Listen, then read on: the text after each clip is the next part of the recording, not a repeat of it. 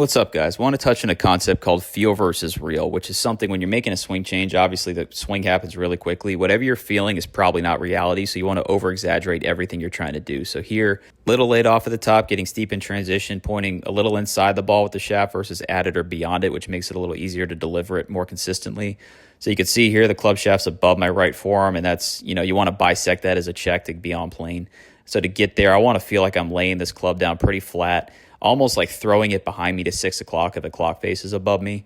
And you can see here, good position from the top, and then it pitches downward, gets pretty flat, and then you're using your lead wrist to close the club face early so you don't have to flip late. Just leads to a lot more consistency. So you can see club shaft below the right forearm, it's the feel which is more exaggerated, and then in this next swing to try and get to that same bisecting the right forearm position by feeling it going below, you'll see when we run it back here that it's not the same. The feel is not the same as the real. So pitching downwards from a little bit of a laid off position, but we end up in a place where, bisecting that right forearm, you can rotate from here, much less club face rotation, much more consistency. So before, pretty steep.